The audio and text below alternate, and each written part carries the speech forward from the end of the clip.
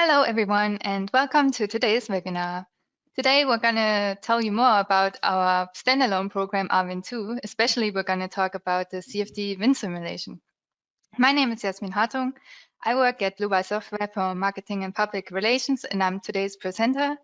Today, the presentation will be held by Stefan Hoffmann. For your questions, there will be my colleague Andreas Niemeyer answering them, but I think my two colleagues can now introduce themselves a bit further. Thank you, Jasmin. So my name is Stefan Hoffmann, and I'm working for Dlubal more than 3 years. And I'm mainly working in the customer support, so I'm answering your mails or phone calls, but I'm also involved in the development of form finding, cutting patterns, and wind simulation. And that's the reason why I'm going to present you today's webinar. Hello, I'm Andreas Niemeyer. I'm responsible for the product engineering here by Dlubal. And maybe to add, I'm here now since 16 years by Dlubal. Okay, thank you guys for your introduction. We can now turn off the webcam so that the participants can see the whole screen.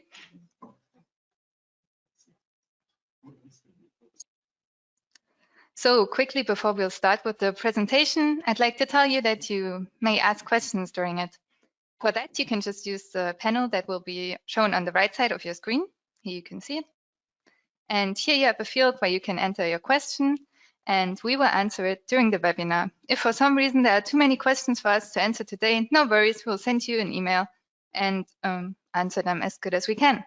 And if you just want to watch the webinar for now and ask a question after, that's also no problem. Just send us an email to info@dlubal.com.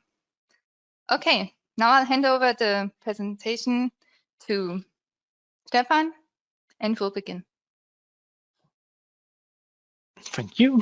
Let me choose the correct monitor. Okay. Okay, great. So thank you, Jasmin. Everyone should now be able to see my screen. So I want, of course, to start with a brief overview of the content for today's webinar. So on the first part, I have 2 slides. The first chapter is that I want to show you our verification examples area on our website. I'm not sure if you already know about, but we have a lot of content on our website where we show, of course, some frequently asked questions or also knowledge base articles. We also offer a lot of models to download. You can also later to the webinar find my models to download if you want to double check what I showed, or if you want to use the models as a starting point, or just to get a brief overview on how we would like to model stuff. And close to that, there is also a page or an area where you can find verification examples, also about our standalone program RWIND2, because a lot of customers are asking us about references and how close you can get to the Eurocode if you are taking care of a wind analysis. And at this area, we show some different shapes. We are also increasing the examples the next months. And there you can get a clue on what settings to do to get maybe close to the Eurocode, even though it should be, of course, higher than the real loads which occur, but at least to argue with any guy who's asking, is this comparable or not? In the next part, which is most likely also linked to a verification example, I'm going to tell you something about our recommended wind tunnel size. So as a first hint, the standard preset wind tunnel size is chosen as small as possible to achieve results in a quite short time. But as according to each finite element analysis, you can think about, is this sufficient enough or not? So it might be that you think about increasing the wind tunnel size if you want to get most likely better results. In the middle, I want, of course, to show you some wind analysis in RWIND2 Pro. And the main effort for today's webinar is the result evaluation, because I think we skipped it quite a lot in the last webinars, because we showed with the main effort the inputs you can do. And today I want to show you some objects you can use to evaluate the results. The Final parts will be then the wind analysis in RWIND 2 Pro in connection with Rfem 6. So I'm not sure if you use RWIND 2 Pro as a standalone program or you think about it. It can also be directly linked to Rfem 6 and also RStab 9. So you can directly use the forces created from the CFD analysis in our programs, and you do not have to enter them manually. It's a great advantage, and I will also talk something or show something in this matter. Last but not least, I will conclude then my presentation with a prospect. So let's step into the first chapter. As told, the introduction into our verification examples. I have chosen one example. It's the number 308, and it's the Eurocode cylinder shape. And on the left side, you can see a picture of a diagram where the big black line is showing the results the Eurocode offers for us. And then the dotted lines are our wind results with different turbulence intensities. So we, of course, input the wind speed profile according to the standard. And then we differ between the turbulence intensity. So we do not take the standard turbulence intensity given by the standard, but we modify it, as you can see, from 1% to 25%. And as you can see, the highlighted row means that for this special example, for the CF0 value, we would match the best value with the Eurocode by having 15% of turbulence.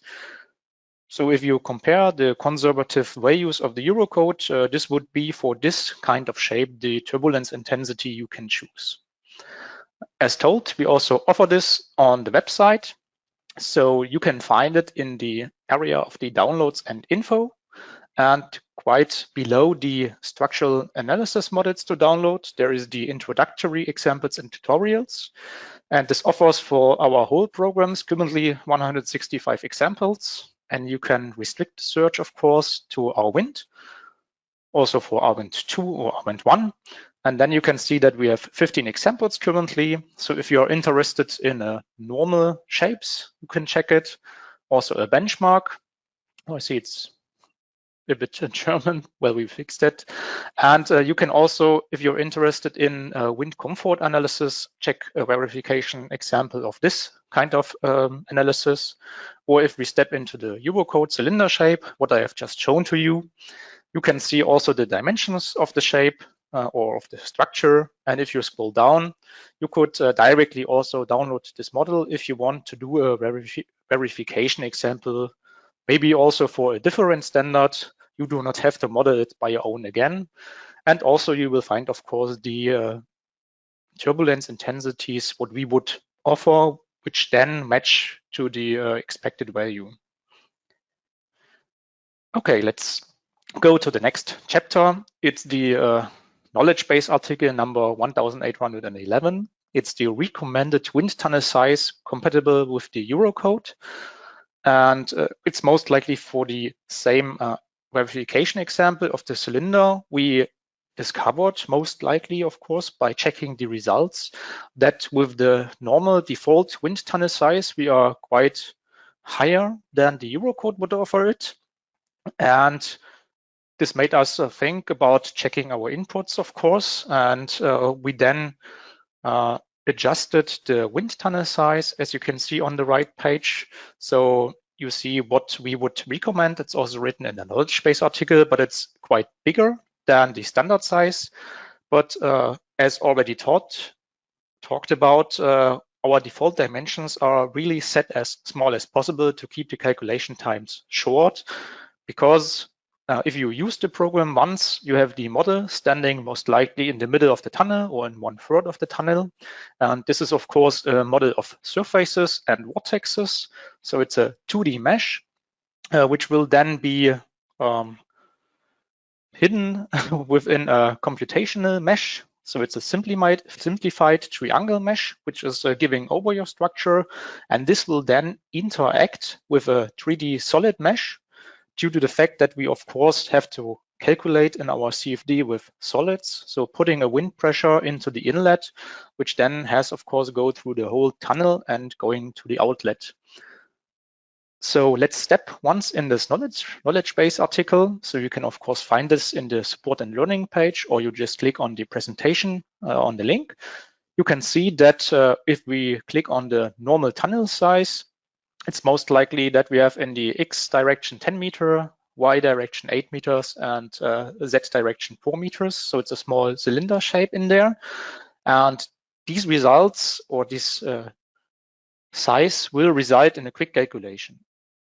So if you now compare it to the recommended size, which is at least in the X direction 10 times higher, and you can of course compare the values, what is then the recommended size? You can see that the wind tunnel is enlarged by a lot. So I would propose, by doing a quick calculation, you can of course use the default wind tunnel size, which will for this example take 23 minutes. And if you increase it then by roughly 100% the wind tunnel, it will give you most likely a doubled time of calculation. But checking the results compared to the Eurocode, it's now the green dotted line, you can see that these values match quite better. So it's not having a high CP value in the front of the cylinder compared to the Eurocode. So it's of course every time weighting the calculation time against the quality of results. But as you maybe know, you can also do a batch calculation. So you can most likely do quick calculations during the day to get some results, to do a pre-design and let it run overnight maybe if you have the time, and most likely maybe also get better results, what you would expect. So you can have a look into this knowledge base article and check what we propose. I will as a conclusion later on the prospects also tell you what is planned by the standard wind tunnel sizes we offer. All right, so these were the two slides I wanted to show at the beginning, and let's now step into my model file.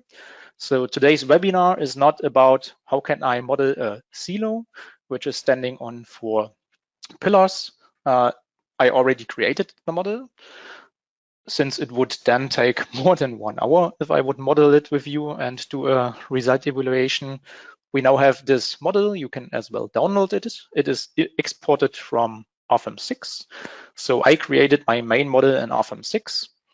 Please always take care that if you usually have a look on the isometric view, our X-axis is going from left to right, and it's most likely a bit confusing, but our wind inlet is going into the global X-axis. It's most likely turned a bit, but if you are aware of it, it's quite easy to know about. So about the rough dimensions, I'm of course using the metric system. You can use the measure distance tool if you want to. You can see that my pillars are most likely 5 meters high and having a spacing of roughly 4.8 meters. And the total height of the structure is roughly 18 meters. And well, it's a silo mentioned to stand on pillars that a truck can drive under it and get filled with the inputs which is inside the silo. But for today's webinar, I did not insert any forces in the Rfem 6 model because for today, it's only about having a look onto the wind analysis. So what I have done is, if I shortly step into Rfem 6, because I have exported it from Rfem 6, you can see that I have modeled with members on over here and surfaces on over here. And if I export my file from Rfem 6 or also RStab 8, I am able to export members. If you would in here use the export function of the IFC file and you would import this into RWIND, you would lose the information about the members, because transforming the member forces back to Rfem 6 is the only effort we do by using the members. If not, it's sufficient enough if they are just surfaces. Just keep it in mind if you are missing the member forces in RWIND, which are only calculated for the primary model. It needs to be exported by one of our programs in order to really receive member forces. I will later on show you the results. Otherwise, you can of course also get a surface pressure if they will be exported as surfaces.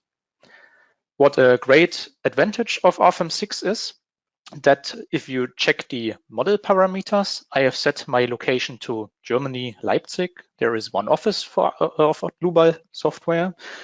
And I have then chosen the wind profile according to the standard, where this is taking Leipzig, Germany from the GeoZone tool, and it is then directly creating the wind profile according to the standard for me, for my wind velocity, and as well for the turbulence intensity.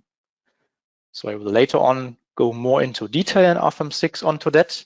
But just if you are curious about my simulation parameters, the wind profile can, for RWIND, only be created with the direct link from our programs, or you can, of course, use your own calculation Excel files or get these data somewhere else. Okay, so let's maybe start with a brief introduction on the settings I did. As already told, this is already calculated. It took roughly 9 minutes on my normal laptop. So if you check, for example, for the mesh inspector of the tools, you can see that the mesh of my introduced object is quite fine. Why is this the case? Maybe if you introduce some IFC file by your own, it might be that this is quite coarse, your mesh. It's also an advantage of Rfem 6 that, as you can see, my Rfem 6 mesh, which is also that fine, is transferred into RWIND. And then it needs, of course, to be split by a half to get these triangles, which are necessary in RWIND 2. So if you're curious that your mesh is not that good, it might be that the mesh from your file you import is quite coarse. So you need to split, of course, your geometry. If it's a stereolite model, for example, it might be that you have to split it already in the cut file. But using Rfem 6, for example, it's quite the mesh we would expect. So let's double click on the wind tunnel. You can see that it's roughly into X direction 80 meters. And if you just click, for example, to adjust it automatically, adjust the model to standing on the ground automatically, you can see that these are the values I just took. So it's, for this shape, a quick calculation, but as you maybe can think of, it's a round shape. So it may be necessary, as shown, to increase the wind tunnel size or also to use the transient calculation. It's up to you, but I have chosen the smallest wind tunnel size. Let's sum it up like this. Then if we jump to the simulation parameters, I have chosen for our quick calculation a steady flow. So if you're aware of RWIND 2 Pro, you can of course also calculate the transient flow. And you can see, as already talked about, I have an inlet velocity. The rest is standard values I just left, chosen by the program. And you can see my wind profile is higher, or the wind speed gets higher, the higher I get in my structure. It's of course according to the standard. And if you're sometimes confused how the wind speed is calculated, it depends with the factor, of course, to the inlet velocity. So if you would now switch the inlet velocity, you would of course also switch the final wind speed profile for the graph. So these values most likely belong to each other. So it's no different value, because I already had such a question. And this is the same for the turbulence intensity. It's given by Rfem 6. So I've just used the reference to hand it over. This is also linked to the turbulence intensity you enter in over here. And then you choose, for example, factors, and you can create your diagram with this. You can also check it, of course, as an absolute value if you want to compare it. So I consider the normal turbulence model. I do not consider a surface roughness. It may be done if you want to. And in the info tab, of course, I already have some results of my drag force sum, because I have calculated my file already. Last but not least, for this model, you can also check the program options. There you can, of course, choose the language if you want to. And if you are, like me, working with one laptop all over the day, and if you are lazy, you don't want to connect to some other remote computer, you can, of course, choose that your calculation is not using every core of your CPU, but I'm choosing to use only a half of my course, so I have entered the only use for course. So you can choose this option, for example, in the program options. So let me shortly delete the line probes and the point probes, which I will then later on define. And I have already defined some zones. So a zone is most likely a summary of triangles of your model. And the zones, I think they are used quite often. Of course, a good tool to evaluate the results, because you can later on check the zones in a third-party program ParaView if you want to. And also the values for the pressure and the CP values are also exported nowadays in the latest RWIND version into a file where you can evaluate them. They are also shown, if you double click on them, into an info field where you can gain some interesting data for these parts if you are working with them. And they can be assigned by you. So let me shortly show you the whole mesh. You can see that I have, for this sample file, split my structure into different parts. Please think about adding a zone before you do the calculation, because if you step into the general part, you can see that you can assign a material. You can assign mesh refinements onto a zone, and I have already explained it in the last webinar. You can also define a load factor. So this means that you can increase loads of special areas if you think that in a quick calculation they are underestimating a certain value, because then later on using this and transferring it back to Rfem 6, the loads will of course be increased. So it's a smart tool that you do not have to manually increase the loads for Rfem 6 if you need to increase them or to lower them.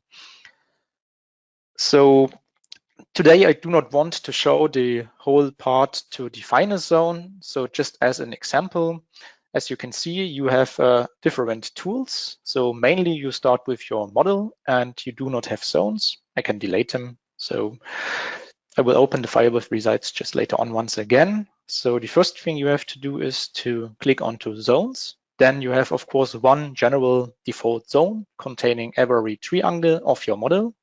And then you can create a new zone. You can give it a name if you want to, but I'm just lazy and skip it. So it's only my zone number 2. You can, of course, create more zones if you want. You can choose for the color, which is representing the zone. And then you have to start by using the brush tools or some rhomboid, circle, or polygon tools in order to catch your triangles, which you want to assign for a certain zone. So I usually would start to have a look onto one direction. And for example, if you would use these upper parts to define one zone, you can of course use the brush. So first click on the zone. You can see that then you are in an active tool. We have already selected the brush, and then you can of course just go and mark it with your mouse if you're really having fun painting it like in MS Paint, and you can see then that they are green and assigned to the new zone. Hitting the right mouse button will finalize the option, or you would just click on number 2 and you select the rhomboid, and then you can click once, move over to the right, click a second time, and then every triangle which is fully inside this rectangular, as you can see, I also cut those bottom ones a bit. Only those are assigned to my zone. So it's not like an Rfem 6 going from left to right, everything which is fully inside, or right to bottom left, which is cut just a bit. It's a bit different. Well, it's a standalone program. It's a bit different code. So if you have assigned this to the zone, the next good part is that you could now also choose the sections and only display now zone number 1. As you can see now, my top part is gone. So this will also make it more easy for me to maybe define a next zone now. So if we go to zone 3, you could also choose a polygon and try to define it maybe by certain clicks. Double click at the end. It will then highlight all zones that you can get a graphical overview, but you can of course once again go back and only display zone number 1 and go on, for example, with the brush by clicking on zone 3, mark elements, see if they are correctly assigned, go once back and so on. as told, I will not fully show on how my zones were created. I will just open my file once again. As told, you can of course download it with the zones I assigned. And what is the biggest advantage? I will now show when stepping into the next chapter, so the result evaluation in RWIND 2 Pro. So as told, we now have our one wind direction. Wind is blowing from the inlet to the outlet, interacting with the structure. Please take care, of course. Our model is not moving at all, so it's most likely being infinite stiff. But the volume elements with the CFD open foam calculation is, of course, interacting then with the pressure and our structure and giving us some simulation results. So the first results, which are available on the left side, are mentioned. Let's start with the surface pressure. So if you are curious and only seeing small letters on the right side, and you're not an, let's not call it pro user, but having a lot of clue about the program, I think it is smart if you go into the view, navigator, edit bar options, and just show the icons with the text. And usually then you will have the explanation on the right if you are curious on how to get them. So we now see our pressure forces on the original model. The first information we get after the calculation, it's maybe a bit small, but you can increase it if you want, is the drag force sum on our original model and on our computational mesh. So all in all, we have not only two meshes, we also have the solid mesh in behind.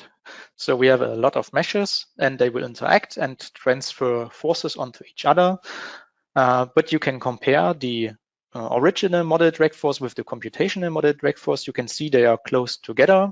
If there is a high gap, it might be that you close openings in RWIND, which is of course possible if you want to ignore inner wind forces.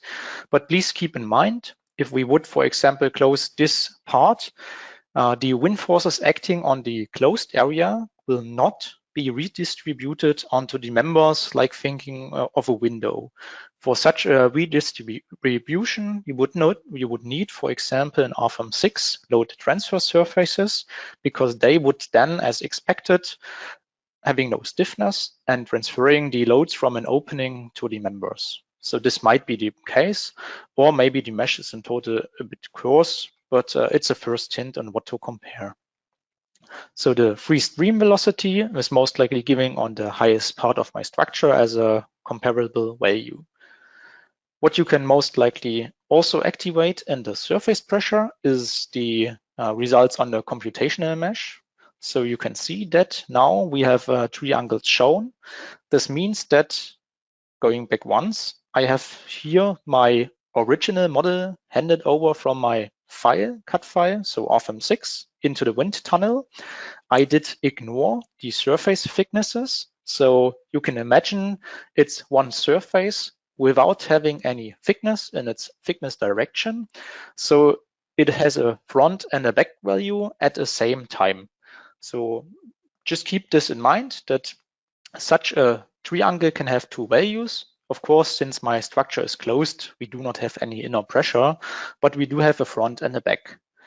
This changes once we go into our computational mesh, because this is then a mesh creating triangles, so surrounding our original mesh in order to have triangles for the CFD analysis, what we need.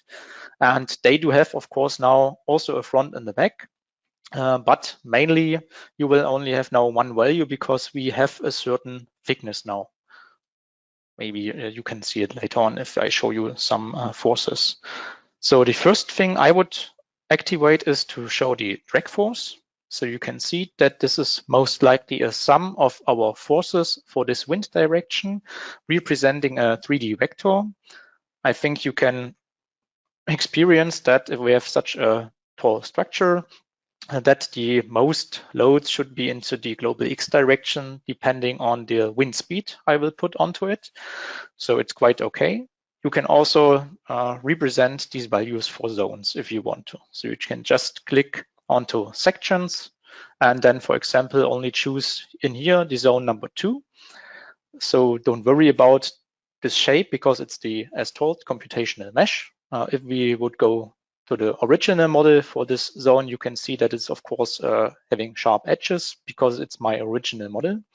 And you could see that there is a suction of roughly 10 kilonewton going on the top part of my structure, and the main X-force should of course go onto the middle half, being the tallest point, and having the highest area of influence, and leaving you with roughly 52 kilonewton. So this is a quite nice value to catch, and it is also given out for zones, also for single models if you want to have a look later on in my 8-part silo. So the next one is the CP coefficient. The color scale will not change because it's usually also bound to the surface pressure, and it's of course higher than 1. As told, it might be that for this structure we should use a bigger wind tunnel, leading to a longer calculation time, but this can of course be done overnight. So these are the 2D value results we get. You can also display 3D results for the pressure field. So let my computer shortly load it. And this will represent of course then the solids in the pressure field and their results. So as you maybe can imagine, by reducing the reduced domain to show the full wind tunnel, this is our full wind tunnel with our, let's call it, small model.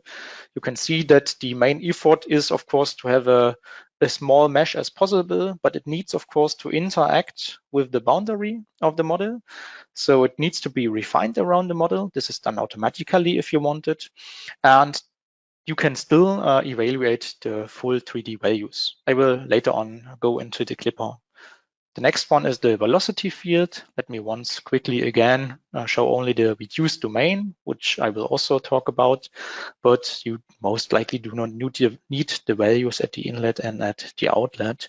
So we mainly show a reduced domain around the model because this is the point of interest most times. So the velocity field is giving you the velocity of the wind in the unit you chosen, so meter per second in my case. So you can see that, of course, the wind will interact, getting slower, going around the model. If you go to show a certain area, for example, I will show it later on. And it will be a graphically evaluation possible. The next one is the turbulence. I do not want to go into detail on that because this is most likely used by CFD experts, which can do anything with these values. So you may, of course, check the CFD or open foam pages and check what these turbulence values are giving you. Most times you may just check the surface pressure and also graphically what the velocity is doing. So if you don't like the mesh view with the velocity field, you can also use the velocity vectors, which can then display it quite smarter. There are also streamlines, which will show how the wind is flowing around this silo. And as told, I have exported members via Rfem 6. So you will get also for our members, which were in original members, some forces. And if you want to know the value, you can go into the view navigator and check on the values. And then you can see that this amount of forces is going into our members. Of course, it's only the member area which is then put into the wind. Okay, so that was most likely a quick summary of our simulation results. And now I want, of course, to show you how you can evaluate the results in RWIND. So the first one we already talked about are the zones. So you can check the zones and their resultant forces. The next thing is, if you want to do a documentation, RWIND does not offer our own printout report, but you can of course check into the print to clipboard or just print options from RWIND. So you can use, well, I did already clip, the print preview in order to see some results. You can, of course, also adjust options if you want to have it landscape or something, and then you can copy this. And this can then be put, for example, in Word, because this is not a paint file, so not only a bitmap, but it's a combined scalable vector graphics and a bitmap. And this could later on be copied and also put into the printout report of Rfem 6. Another way would of course be that you use a normal snipping tool. So we most likely use Captura, where you can just make a screenshot and then use these pictures for documentation. Okay, so the next point I want to show you are our three, or most likely three objects to result evaluation. I will not start in a order. I will start with the last one, the point clouds. So a point cloud is an area of points, what you can assign graphically, for example, and they can be used for example, to display streamlines from a certain area. So you can choose by displaying the streamlines and that they should only go to your point cloud, number one, for example. And for these streamlines, you can as well also do an animation. So you can see that the wind is flowing and how it is flowing around your structure. And if you want to go crazy, you can of course use the real speed. So this would be the real speed compared to our size of the building. But I would like to prevent to do that. But if you want to do it for a smart documentation, you can do that. Okay, so these point clouds can also be used for particles if you are doing a transient calculation. And you can imagine, of course, that this will most likely represent the smoke you're putting into a real wind tunnel. For example, comparing on how the wind would flow around your building. So you can set these clouds also in 1D and check how the streamlines will divert on our round shape. So going around the structure and also maybe having some turbulence at the end of the structure. So most likely it's, I think, only a smart graphical representation, but of course, easy to use. The next one, I think, used more often is the line probe. So if you want to start with a new line probe and you did not experience a first warning yet, you can see that if you set it graphically, it redirects you to the graph along the line tool. So this one is on this side on over here. So if we once click it, you can see that we now have most likely a clipper plane laying in a plane you decide. So you can choose global axis or also rotate it. I will just use it for Z and define it at a height of 9 meters. And then you are able to create your line. So you would start and picking some points on your circle in order to define a circle. And once you are finished, you click on finish, and you can then gain values as a diagram along our 360 degrees of rotation. You can later on, of course, also adjust the line probe if you hit it too far, like I did. So I'm a bit far over the total length. And the main effort is that you can now save it as a line probe. So if you click on save it as a line probe, you can, of course, think on entering some name for it. I'm also lazy always. And you can double click on it, gather the values. You can choose on what data source of mesh should be used for this. And you can also once again right click on it and display the graph. So displaying it, you can also export it. Of course, if you want to, you can print it. But you can, of course, also use just the values by double clicking on it and show the results on over here. If you want to export them or to Excel or to draw your own graph. The next good point are the point probes. They can be defined by right-clicking and entering a new point probe. So I usually tend to set them graphically. You can, of course, also import some Excel files. And if we now would, for example, check the front, you can just randomly set them and say apply. Of course, they do not look smart now. So I would just point a step back into the probes, double click on them and see, well, okay, I was lazy and did not hit the full correct Y value. So you can later on, of course, also adjust them and say, okay, yes, I think I did want too many. Let's only do 9. Say, okay. And you can see they are now rearranged in a smarter manner.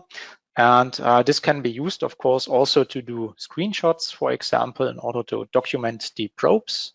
You can also, once again, double click on it, show the results, export the probes if you want to. You can sum them up in a group, or you can also, once again, hide them or show them. Depends on you what you like to do. So by having a look on our 3D results, for example, let's go into the velocity field. I already shortly talked about the reduced domain. So mainly this is set by a certain factor by us in order to not fully show the whole area, because it's always up to graphic cards and computer capacity, how long this will need to load. So you can quickly edit the reduced domain via this button. So this would leave you by some sliders, so you can increase it, or by just clicking on the slider, you can of course also adjust it manually, hit apply. Then this would edit your reduced domain. You can see they are loaded into the working storage, so it will need to recalculate, but this way you could increase the reduced domain which is shown, or if you're really interested in full values, you just hit once the button and you do not restrict the results to show on the reduced domain, so on the total domain. Having a look on these results, we would now check the clipper, which is most likely a slicer, I think, for surface results. So we can once, what do we want to see? Yeah, I think it's the 3D results. You can quick choose between some global axis by choosing the X, Y, and Z value in order to display some certain cuts. You can move the slicer if you want to have a cut like this. You can also set values over here personally, or you can also check 2D results, then checking for the clipper, activating it, and you can then also show your manipulator in order to move it if you want to move it in a certain direction. So it's up to you what you want to see, of course. So it's most likely cutting your structure, as you can see. If you want to do a certain documentation, you can also save the views later on. All right, so this was mainly the documentation for RWIND 2 Pro. And now in our last part of documentation, I will step back to Rfem 6. So it's the same model I've chosen. As already told, I have chosen my location in Leipzig, and I have generated the wind loads for it. So it's the same structure, the same height. Displaying the wind tunnel forces can be done via this function. And as a short summary, what I did insert as mesh settings, because they are most likely also depending to the wind simulation. You can see that I have chosen the normal simplification of my model with a detail of 2. I have the middle optimized member topology. I do not use a terrain, and I keep the wind simulation results. So using this function, you have to take care quite a lot, because it's mainly meant to not have to recalculate the forces if the Rfem mesh is deleted, because of course the Rfem mesh is always linked to the RWIND mesh in some kind of manner in order to redistribute the forces onto the model. This option should most likely only be used if you change a material without taking roughness into account, or change a support condition, because this would not have any influence on the results which may be redistributed on your Rfem model. I do not consider the surface thickness, because I think it's not necessary in my case. And I do not run RWIND in the silent mode, because I usually like to check what is exported to RWIND before I start the calculation. But if you do it overnight, you should, of course, run it in the silent mode. The next inputs you have to do is to choose a load case with the analysis type wind simulation. And then you can receive this tab with the wind simulation analysis settings, which you can of course edit. So I use the normal standard settings. Feel free to adjust them if you want to do it, so on.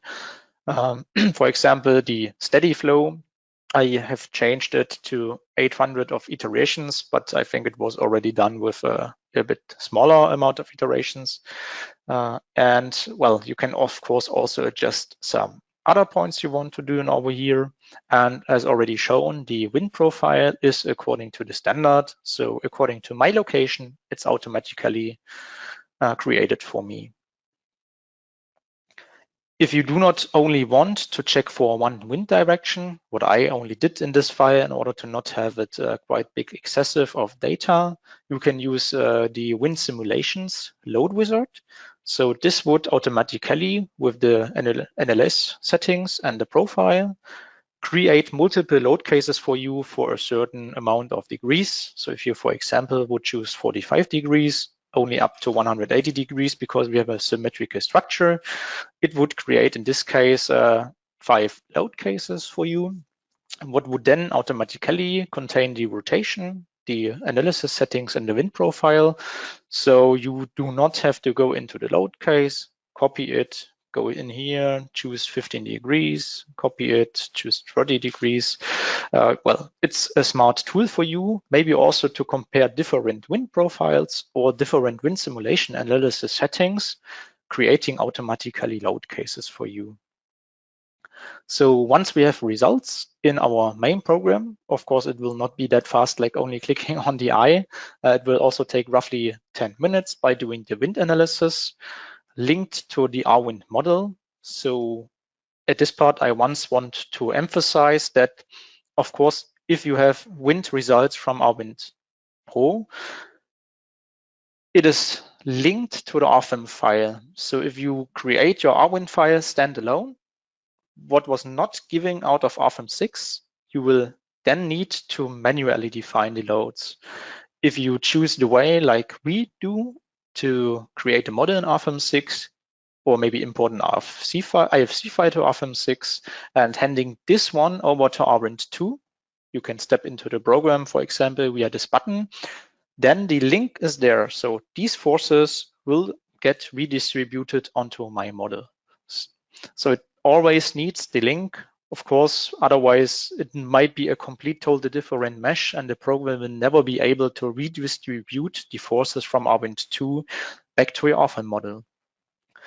If you want to do a result evaluation, the first part I would check is the distribution of loads, or maybe also I would, as first part, go into my static analysis and check the total loads into my certain directions. They should be comparable to the loads on the simplified model, no, on the original model, sorry. And then, well, if they match, you should not worry about that the load distribution may be corrupt. But usually I also tend to show the local PZ values, load using RWIND.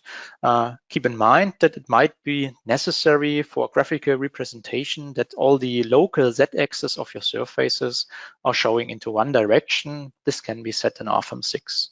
So it looks quite okay, I think. We have a minus value because my Z-axis are pointing outwards out of the silo. So we need to have a pressure because the wind is flowing into left to right, so pressuring the front and maybe having some suction at the end of our surfaces. If you would like now, because we have chosen that we want to keep the results from RWIND simulation, you can now also adjust the mesh, for example, making it coarser. Hit OK and apply. So you can see that the middle of my structure is now having a quite coarser mesh. If you maybe have taken care of what the finer mesh is giving you. You now have dilated, of course, the mesh, leading into the dilation of results in Rfem 6. But if you now hit to calculate the load case number 2, it remembers the RWIND data. And even by changing this mesh, you could now calculate it again. And it will redistribute the wind forces now according to the pressure onto your quasar mesh. So maybe it's also a point if you want to compare something, have a look on the load distribution with a quasar mesh. You can, of course, also in Rfem 6 do a documentation by creating a new printout report, where you're able, of course, to choose what you would like to insert into it. So I would just quickly use the preset, not taking care about anything, hit save and show. You can now still in Rfem 6 work in the model, and it will open the printout report for you with the basic stuff what is inside it. So for example, only a summary of the wind profile. So I will only smaller it. You can now, for example, also go into your wind profile and choose to print it into the printout report. You can see the preview. You can adjust stuff if you want to. As already told, I'm too lazy to do that at the moment. And it would also be very much time consuming sometimes, depending on how you would like your printout to be structured. But this is quite an easy way to do so. And you would then have the picture inside. If you, for example, would like to have some pictures from RWIND, you can quickly also go via calculate to open it in RWIND. And then as told, there are two options. You could now use the clipboard and then the way over Word to enter it into the printout report, or you just use quickly some screenshot tools, making a picture of it, copying this, going back to your printout report, go to insert an image from a clipboard, or you save them also as single files, giving it a title, entering it into the printout report, and there you go. We have our image from the clipboard inside it. You can also do some other clips if you want to. So just showing once the way we are Word, since if you remember, the clipboard is doing some Windows meta file, giving us also some text. You can also do that by file, print to clipboard once again, opening it like this picture, copy paste it inside it. It's still loading, so it was still the old preview. Okay. So you can see now the streamlines, and you could also copy this directly out of Word into our printout report, into the clipboard. And then you can see that it's a bit different having this black scale bottom down, because this is up to the meta file, which what you may need to adjust then, depending on what you would like to clip. I personally would usually do it in this way because I know what I see, and it is, I think, giving quite well into the printout report. Okay, so let's close it, close Word. And keep in mind, if you have RWIND opened from Rfem 6, Rfem 6 is, since it's linked to its result, in a sleepy mode. So you, of course, have to close RWIND with this model if you want to go back to Rfem 6. So you can then later on, once again, go back to Rfem 6. What I skipped in my result evaluation, and what I, of course, want to mention once in RWIND, is that you, of course, also get an overview about the convergence diagram, or what we call it a residual diagram. So going into the program, you also have these simulation results, giving you the residuals that you can get a closer look on how the drag force is acting on the total model and how the surface pressure is acting. So I reached in my calculation after roughly 400 iterations my pressure residual. So the calculation was stopped because in my simulation parameters, I have chosen that I want to have minimum 300. So even if the pressure would drop earlier below my defined target value, it would still do 300 calculations. And if it would never reach my target value, it would at least do 800, most likely giving you a warning if it was not reached.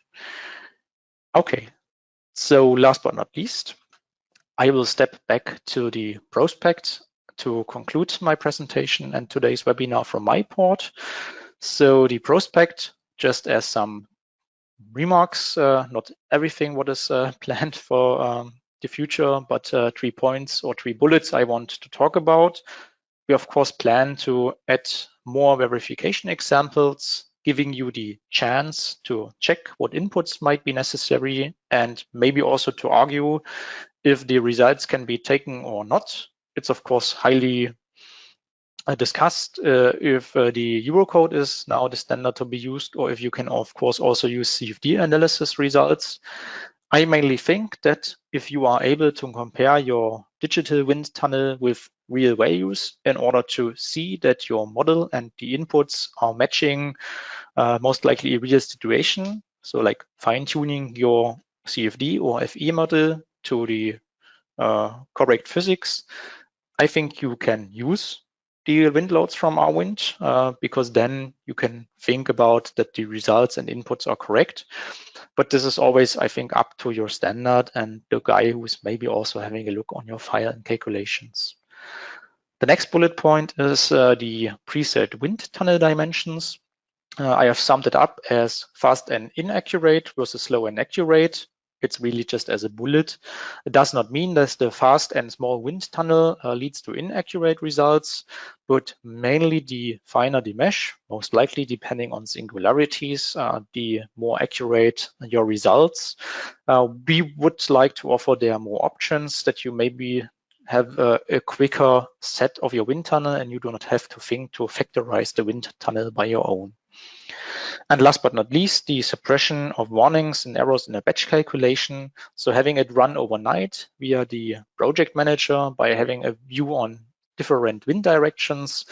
Sometimes you would get such a warning if the residual was not reached, that they might be ignored later on, summed up in a list and to be given to you in order to evaluate.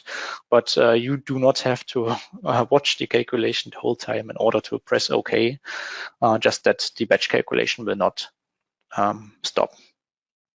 Okay, so far so good. I would like to hand back to Yasmin now. Thank you for your attendance, and Yasmin will have the last minutes of today's webinar. Okay, great. I'll take over again. Just 1 second. Okay, great. So if you're interested in purchasing RWIND 2 or have any interest in our other programs or add-ons, or just want to get to know more about them, you can always just book a free online appointment with one of our sales experts. Therefore, you can use the link here in the PowerPoint or scan this QR code with your phone. And yeah, you can book a product demonstration or just get an offer, which is of course non-committal. Okay, before I want to end this webinar, I'm going to show you where you'll find the recording of today's webinar. Therefore, we go to our website, dlubal.com. You go to News and Events, Webinars, loading. So here you can find today's webinars. Here you can also find the upcoming one. Just note that this time it's on a Wednesday and it's from 10 to 11 a.m. So now you can go to today's webinar. Around here, you'll see the recording tomorrow. Here you can find the presentation slides that we used. And here you can also find the models that were used in today's webinar. Great. So lastly, I'd like to thank Stefan for his nice presentation. I'd like to thank Andreas for answering all the questions. And of course, I'd like to thank all the participants for attending today and for their interest in our program. And yeah, I'd like to thank you again and have a nice rest of the week. Maybe if you have 2 more minutes after this webinar, you can answer some questions in a short survey we prepared.